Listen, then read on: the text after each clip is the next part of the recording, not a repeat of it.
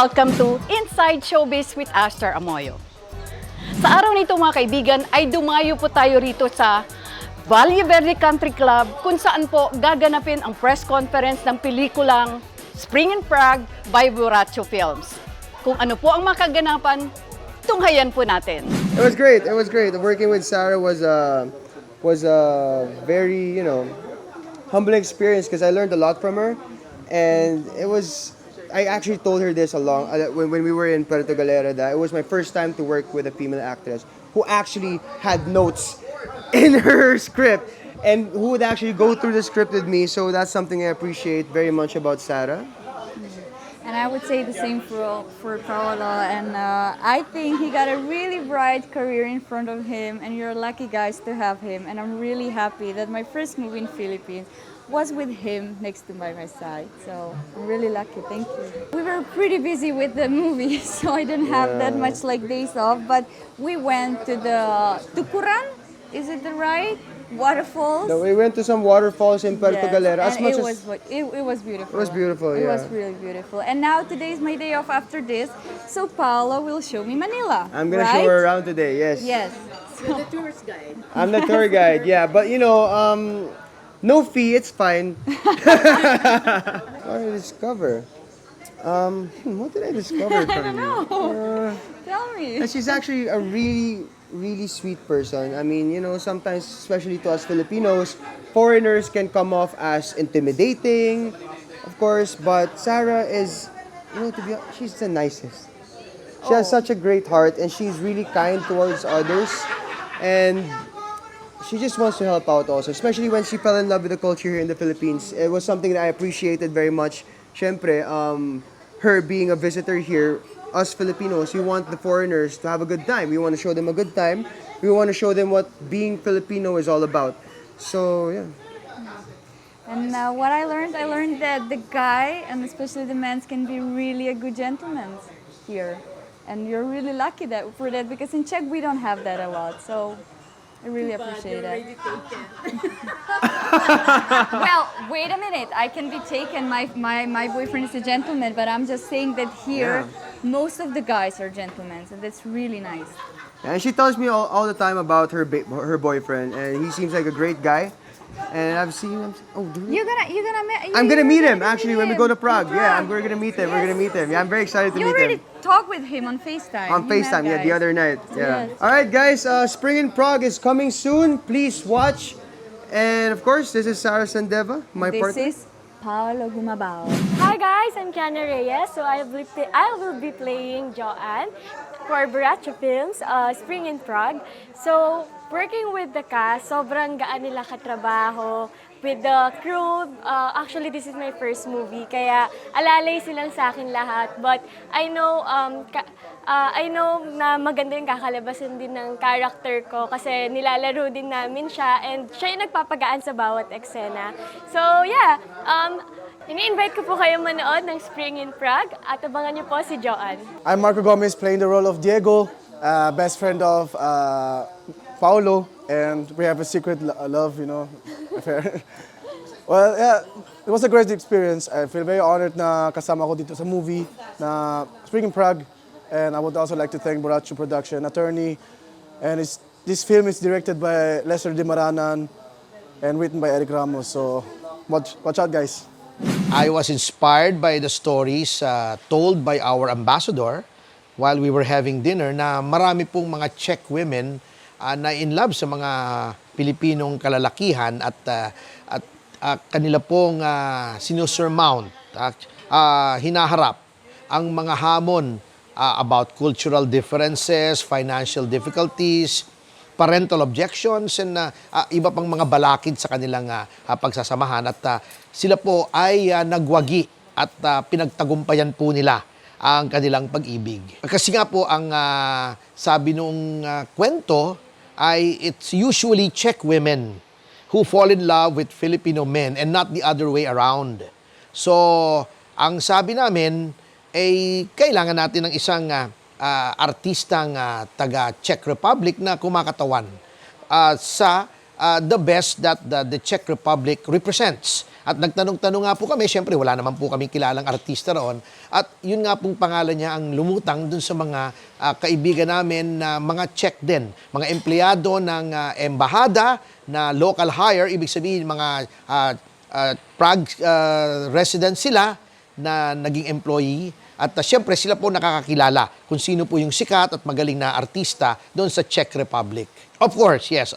Ang proportion siguro mga 60-40, 60% dito at 40% sa Prague. And in the dead of winter, mind you, where the temperature is -10. Ito'y istorya ng isang Czech woman who travels to the Philippines to escape an oppressive home environment dahil ang kanyang ama ay comes from a long line of communist high-ranking apparatchik sa Czech Republic when it was still Czechoslovakia. And in fact, kung hindi na nalansag ang Partido Komunista sa Czech Republic noong 1993, maaring naging pangulo ng Czech Republic yung kanyang tatay. So bitter siya and he's taking it on his daughter na ayaw niyang, gusto niyang palakihin under the ideals pa rin ng komunismo.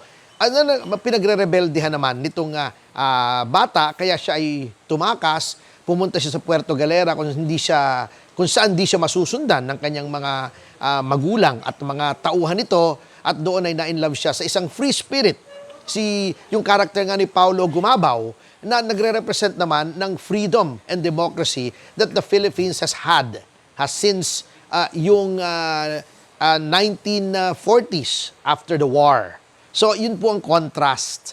At along the way, nilagyan namin ng allusions and references both to Philippine history and the history of the struggle of the Czech people for democracy and to get out of the ambit of the communist bloc. Sana po ay makita natin ito sapagkat dito po sa ating bansa, may mga tao pa rin na nag-adhikain nila ay gawing komunista ang Pilipinas. Ipapakita natin na yung mga dating komunista, ayaw na ayaw. Kinasusuklaman nila ang komunismo. Bakit tayo gusto natin pumunta sa communism?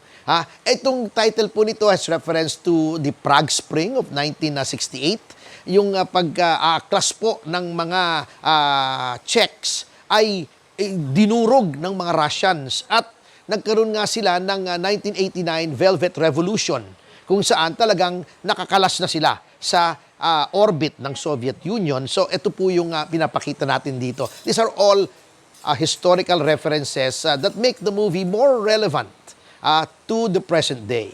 Well, sa ating director, I thank you for making this movie with me again. Ang sabi ko nga kanina, if it ain't broke, don't fix it. I think I have found the perfect formula sa creative staff natin, director, si Lester Dimaranan, ang ating associate director, si Jose Abdelangit, pati yung ating scriptwriter who has now 2 awards under his belt sa MMFF pa lamang. I think this is a team that works. Masisibag po sila. Grabe, 120%. 17-18 hours ang trabaho nila isang araw. Mapaganda lang itong pelikula. Down to the last detail ay accurate po ang lahat ng production design, dialogue, well-researched, well-made. Hindi po sila nagtipid sa effort, sa dami ng shots, sa dami ng takes, sa dami ng props. Talagang we're on our way to making quality films na many decades from now ay patuloy pa ring pag-aaralan at papanoorin ng mga Pilipino at mga banyaga na rin po. Lahat po kayo ay inaanyayahan namin na kapag natapos na po ito at maipalabas po sa ating mga teatro, ay panoorin po natin itong Spring in Prague. This is an international movie starring the best of the Philippines, Mr. Paolo Gumabao, the best of the Czech Republic, Ms. Sara Sandeva, and a very good supporting cast, a very good creative team. At I'm sure this is a feel-good movie naman that will make you appreciate not only our country but the Czech Republic and freedom and democracy as well.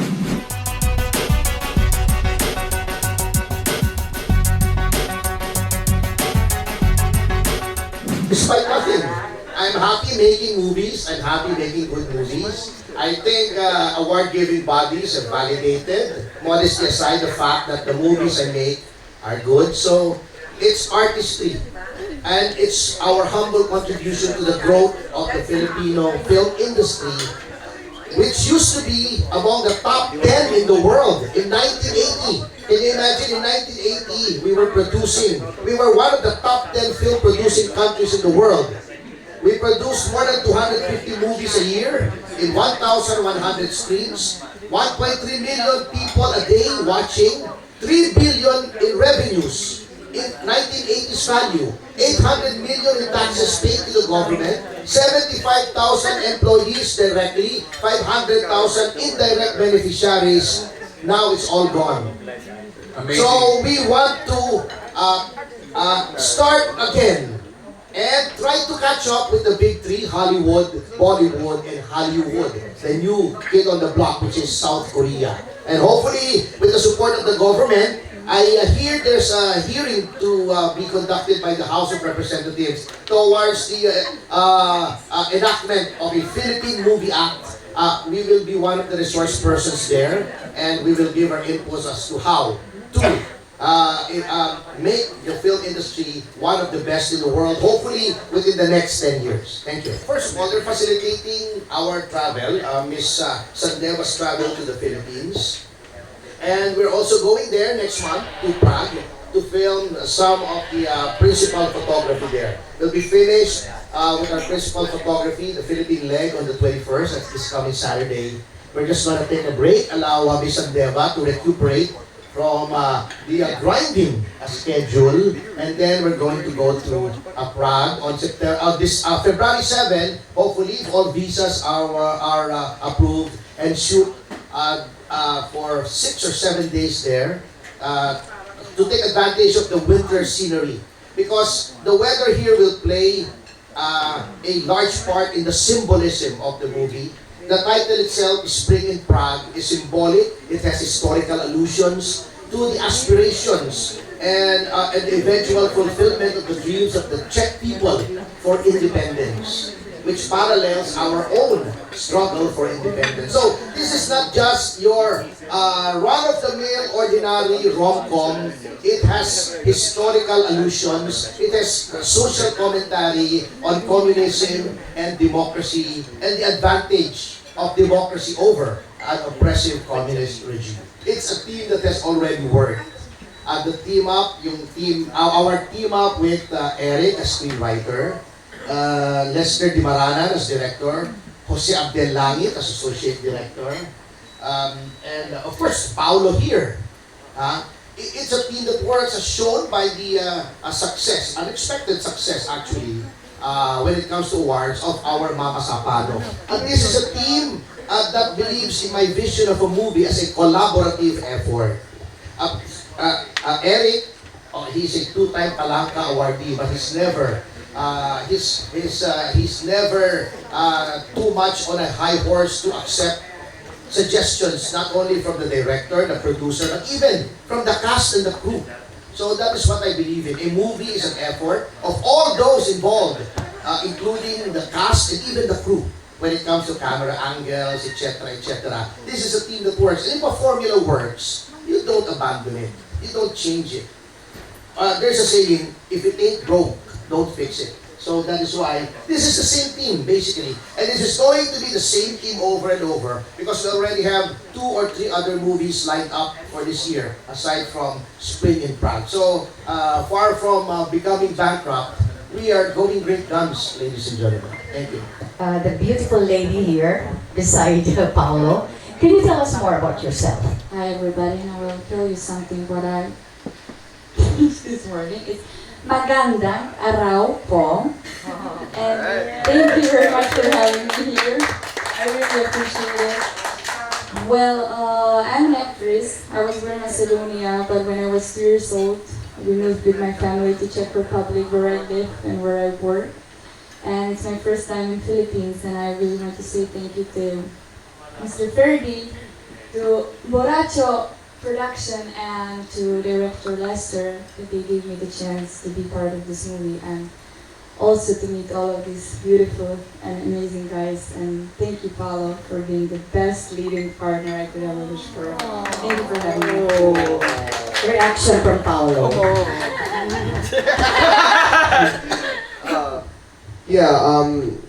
I feel very fortunate that Sara was the one who was chosen to play this role because I honestly, she's such a passionate and such a dedicated actress, and that's one of the things that I appreciate about her so much is that we would go over the scenes even after shooting. When we get back to the hotel, we both meet up to talk about the script, to talk about the lines, to if ever we had some more suggestions, like Attorney Topacio said.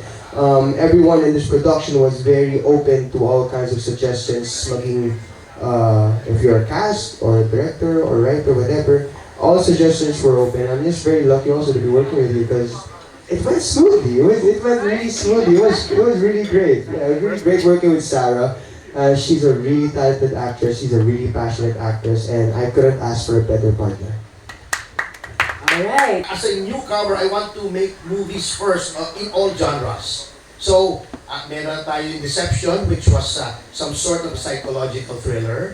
Nandun yung Mama Sapano, action siya, action drama. Rom-com naman, but with a difference. A rom-com with depth. A rom-com that has allusions to the history of both the Philippines and the Czech Republic. So, isang rom-com na may not only with heart, but a rom-com with brains. And I'm very happy that the two leads here are very cerebral actors. Kaya si Paolo, mag-English nga pala ako. That's why I keep getting Mr. Paolo Gumabao because of his intellectual approach to acting. He's very intellectual. Miss Sandeva had formal training as an actress. In fact, she does stage in Prague, in the Czech Republic. She graduated, if I'm not mistaken, from the Royal Academy. Is that correct? Yeah, it's a acting school, like Yeah, high school. It's a high school for acting. Yeah, so our approach to acting is formal, it's intellectual, and you can see the results when you see this. As I said, it's not your usual rom-com. Not only has it a heart and a soul, it also has brains. It will make you think. So, yun ang maganda rito sa movie ito. Since it's your first time to come to the Philippines, first time to work with Filipino co-actors, how do you find the men around? And my follow-up question is, is there a possibility for you to fall in love with a Filipino guy?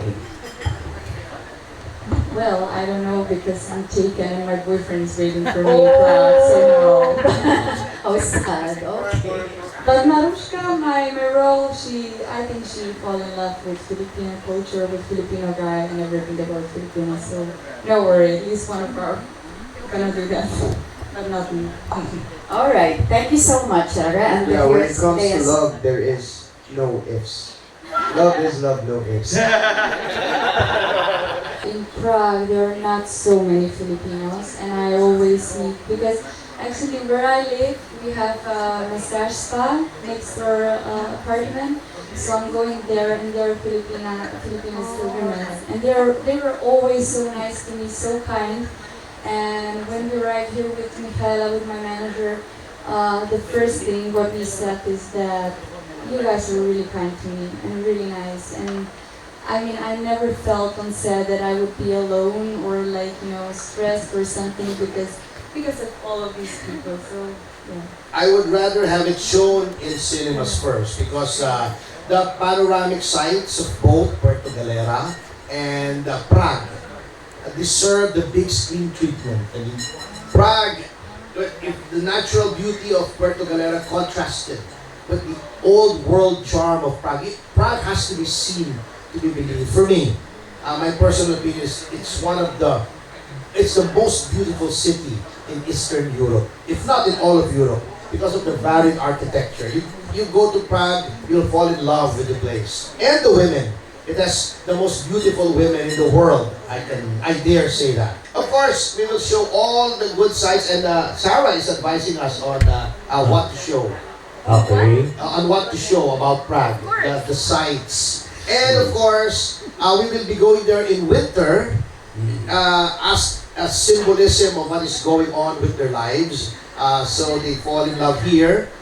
things take a turn for the worse during winter, and then everything is resolved in spring. That's why it's spring in Prague, with allusions to Prague Spring and the Velvet Revolution.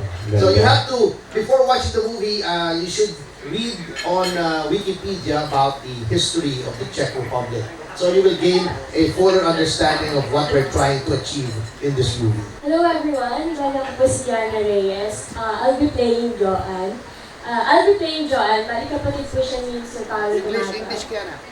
I'm Joanne, so I'll be playing sister of Paolo Gumabao. And she's very bubbly. She's from Pasig City and she's gonna work at her Kuya's resort. And yeah. So guys, ako po si Margo Gomez, playing the role of Diego, best friend of Paolo, also known as Coconut Man. Oh yeah. I also own this resort for 7%. And yeah, Mamra Chesio Hogan. Hi everyone, I'm Ina Zimmerman and I played Sam in the movie. Someone who will give spice and entertainment to the audiences, so you guys must watch it. And I would also like to congratulate Borracho Films Production, headed by the General Manager, Atty. Topacio, for this amazing project. And I'd like to thank everyone, especially Atty. Topacio, for trusting in me and Hi everyone. I'm SL Ponce, so I'll be playing as Kyla here. This is quite challenging for me because it's gonna be my first time to do such. But the information I can just give is she will fall in love with Alfie. No, like I said, the crew is really nice, really kind to us. I never felt alone on set. Always when I need something, when I want something, they would arrange for me. And it's different for me. Of course, it's I had a jet lag from the beginning. The food is different, but I already a little bit like get used to it. So maybe if I'll stay a little bit longer, I'll be a Filipino. I don't think it's just one project because my career started when I was 14 years old, and since then I have done like more than 35 projects, I think. So, but yeah, my manager, she's also a producer, and I think we have done together really good movies, and I'm really proud of it. And then, but I'm really proud of one project which was filmed in Serbia. It was my first TV serial also in Serbia, another country. So yeah. Elena? Salamat po sa inyong lahat na present here today. Abangan niyo po na bagong pelikula ng Borracho Film Production, screened in Prague.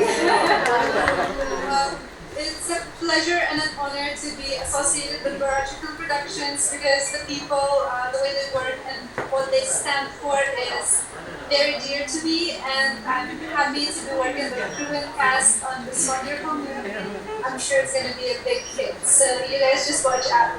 By the way, Elena plays Estrella, the Spanish friend of Marushka, Sara's character, so I'm her dialogue coach for the movie. Actually, I would love to come again, and I would love to start my career also here because I really like the people here, and yeah, let's hope that this movie is gonna be good, and then maybe we're gonna do the part 2, and then maybe something else come. But I'm really open for new opportunities, and I think I can do it. No, it was a pleasant experience, and at the same time, we had cultural exchanges. They actually, ang problema lang, they don't want to eat balot. It's okay, guys. No. I was explaining really well, I can but learn like this faster than. no. What I meant was you didn't like to eat balot. We wanted her to eat that stuff, and then hello, were you able to eat? No, we still. It was just 2 stores away from our hotel. It's just Yeah. roots in Showbiz. Yeah, But I want but to try that. she was so busy but what is nice about this production is we're really quick when we do stuff.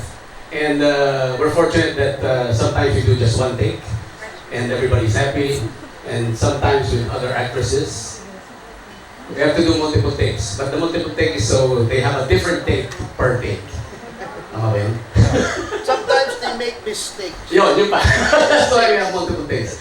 So the experience was excellent. Again, just like Mama Zapano, because the production was really quick and there's no hemming and hawing. We just go ahead and take the damn thing and get it over with. But not just to get it over with. Maganda naman yung experience. The experience is really good. And Ferdy is one of our better producers at this point because he's not gonna do fluff. He's not gonna do a movie just for the sake of doing the movie. He's gonna do it for the country. I'm very great and also very honored to be part of this movie. Thank you, Borracho Productions, and also Atty.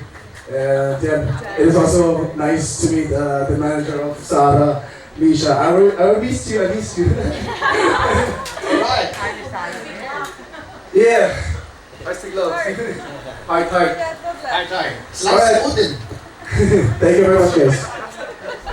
Hello po, thank you so much po sa pag-open nila. So, I also want to thank you, my manager, Sir Tyron, attorney, and all the cast. It's my first time ko na mag-cast sa movie and big role po siya for me kasi yung mga past projects ko po is more on commercial. So, to be part of this cast, sobrang alalay po talaga silang tatlo sa akin. Simula una, ginawa po nila maging comfortable sa mga gagawin na bawat eksena, lalo na po sila Direct Abdel, Direct Lester.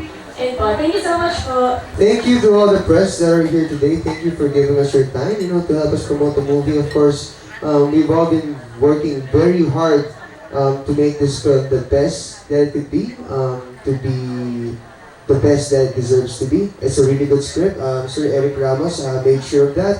And of course, our producer, Atty. Ferdinand Topacio, maraming salamat din, Atty. Thank you for including us in this film. And I also want to thank all of my co-artists, Marco, Esel, Ina, and Keahnna, of course. And syempre, I want to thank Sara also for being the best leading lady that I could ask for in this film. I really couldn't ask for a better leading lady. Ito na yun, this is it. Well, I think I said already everything, but once again, thank you. You're welcome. Thank you. Really appreciate to be Our here. honor.